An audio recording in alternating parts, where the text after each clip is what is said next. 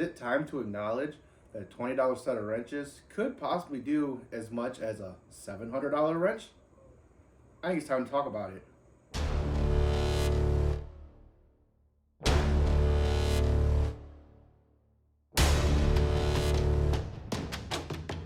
What is up, everybody? Welcome back to the channel.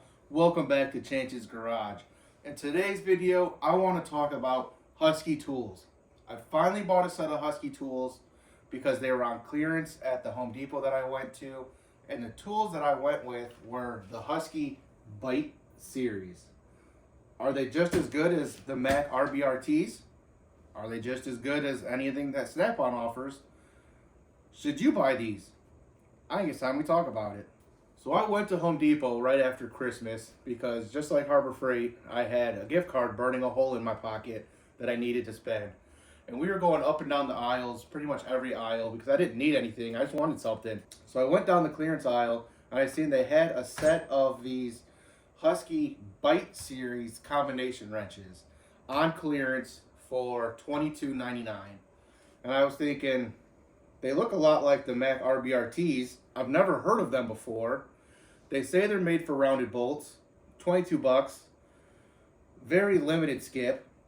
Let's give them a try. So that's what we did. We brought them home, and immediately the day I bought them, I put them to work. Because living in the Rust Belt of Ohio, we see a lot of rusted and rounded bolts, especially because I work on cars that are 20, 30 years old. So I thought, if anybody's got the expertise or the conditions to put these to the test, it's me. So we tested them. And let's talk about what I found out. Before we get into the actual review of the wrench themselves, let's go over the packaging. So they come in this hard plastic case. It says on the back what all comes with them. It is an 8, 9, 10, 11, 12, 13, 14, 15, 17, 19. So you don't get a 16 or an 18. I don't ever use 16 or 18s. I have a full set of non-bite wrenches, so that didn't bother me. They say they have a 10% longer beam for greater leverage, and that they can do 25% or 45% more torque than a traditional combination wrench.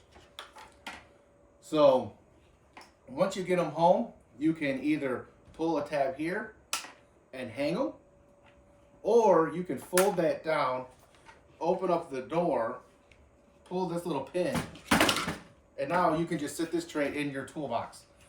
I didn't use that because this is bulky and it takes up a lot of space. But if you don't have a lot of tools, like an at-home DIY type person, it's nice that you do actually get some type of a case with it. So let's talk the wrench themselves. So they're definitely longer. Let me grab one of my other 19s here. So here's my Craftsman 19, and it is substantially larger. So if you've watched any of my other videos about wrenches, you know I really like long wrenches. So that's a positive for me too, is the length on it to help with the leverage to break them free. It also has what most wrenches or newer modern wrenches are coming with now, but a fitted four-side instead of just your standard U-shape, so that the bolt itself or the nut will fit perfectly in there or in the grooves, so that you don't have to worry about rounding it, and it should give you better bite down to break those free. Closed end wrench, or the closed end side, is a 6-point design, but instead of it being 6 sharp points, there's 6 rounded points, and the sides are actually tapered. And what that's going to do, that is going to allow you to put this over any type of bolt, whether it's a perfect bolt or a rounded bolt, and it'll allow you to grip the sides of the bolt instead of the corners. And that is why these Bite series say that they can take out your rounded bolt, is because it doesn't need the corner of the bolt to bite down to twist it free. It can actually use just any sides because of the tapered edges of the 6-point sides. What I don't like about these is they're extremely, extremely, extremely thick. These are the thickest wrenches I own. The other thing I don't like is it's not an offset end. It is perfectly flat. And to get the offset, they made the head really, really thick. So thick and thick here, and that's what's going to give you the offset to be able to turn your wrench instead of giving it that normal, 30-degree offset that you normally get. So pros, cons, I'm not going to tell you yes or no to them. That's up for you to decide. I'm just telling you the facts with it. I could see these working really well in wide open areas, but to get into like tough, hard to reach areas, these could possibly be a pain in the ass because of one, how thick it is, but two, once you get it in there, to have enough room to get your hands around this to turn it because you don't have the offset. Now, just like almost every tool nowadays, this wrench does come with a lifetime warranty. I've never used anything from Husky or bought anything with a lifetime warranty from Home Depot, so I don't know how you warranty them. I don't know how well Home Depot is when it comes to the warranty, but just know says right on it that it's a no questions asked lifetime warranty. So I'm assuming if you break one of these, all you have to do is take it into your local Home Depot and they'll swap it out for you. Don't quote me on that. I don't know how they do their warranty claims. Just know that it does come with a lifetime warranty. Now, let's talk about applications. Now, I did have to use the 12 millimeter as soon as I got home because I had some bolts on the clips that were rounded. So they did do their job.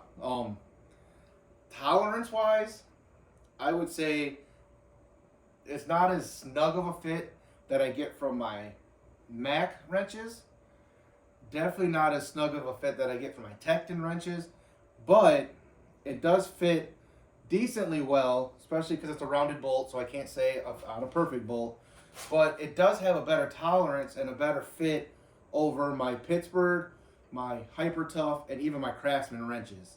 So these are the second cheapest set of wrenches I own, but if we're talking strictly tolerances, these are the third best that I own. Would I recommend this over, like, say, the Mac RBRTs? It's hard to say. I've never used the Mac RBRTs. But using the 12 millimeter, it pulled the rounded bolt right off, no problem. I took the 15 millimeter and I put this on the back of a brake caliper because I needed to change some brake pads. That one was semi-rounded. It was rounded enough that I couldn't get a grip with a normal socket. So I decided to use these, and these worked just as great as using my normal rounded bolt extractors that I have, these sockets. So they work. They do what they need to. I had enough room to wrap my hand around it to break it free. I don't like that it's not offset. They say that they didn't do the offset and they made the heads thicker to allow you to apply more torque. I don't know if that's true or if they just did it to help cut costs, but I don't like that. If I have to get this in a tight area and I got this on the nut, I literally cannot hold this to turn. Like, it's impossible. Like, it's not doing anything. I hate that. That if I would have paid attention more when I seen these at Home Depot, that probably would have kept me from buying these. I'm not going to lie. Do they work? Yes. Do they get the job done? Yes. Are they worth the $22 I bought? Yes. Are they worth the $30? I think they were $30 or $35 regular price? Yes. Should a professional use these? No. Should an at-home DIY hobbyist use these because they don't want to spend a shit ton of money on tool trucks? Absolutely. I think these are great for the people that they market them to, the at-home DIYers. They're going to get the job done.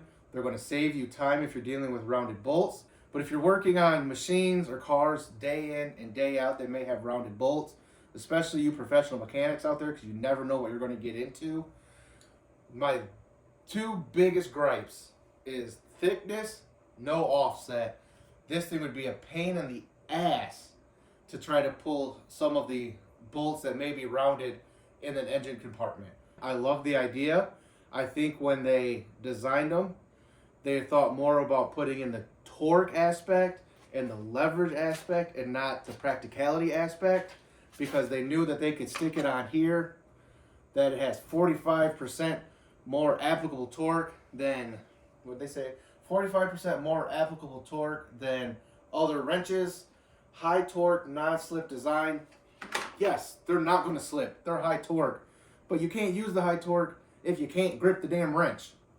So, Husky, I like it, but if you're someone that's especially in the rust belt like I am, where stuff gets rusted, seized, and rounded, and you gotta get a job done as fast as possible, I do not recommend these.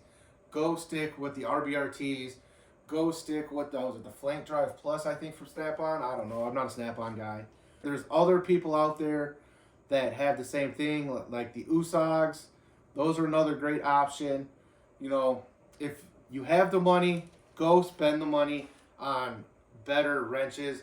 But if you don't have the money, you're just looking for a set to have just in case of emergency, and you're not really working on big projects, man, these are your go-to. You don't have to spend the $200 then. Spend the $35 or the $22 and get this set. They also come in SAE. I don't own many SAE tools because everything I do is metric. But yeah, they're decent. For $22, they're well worth it. I hope you guys liked that review of the Husky Bite wrenches. The Husky line also comes with Allen wrenches, or I should say hex wrenches, and other as well.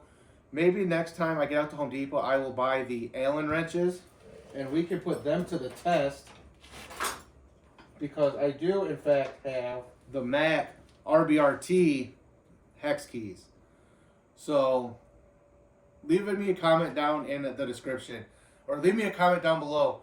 Do you think we should buy the Husky Bite hex keys and put them to the test with the Mac RBRT hex keys? I'm kind of interested to see what they would do, but I'm not going to do it if it's not what you want to see. So leave me a comment below. And again, don't forget to like this video, subscribe to the channel if you haven't, and I will catch you in the next one. Deuces.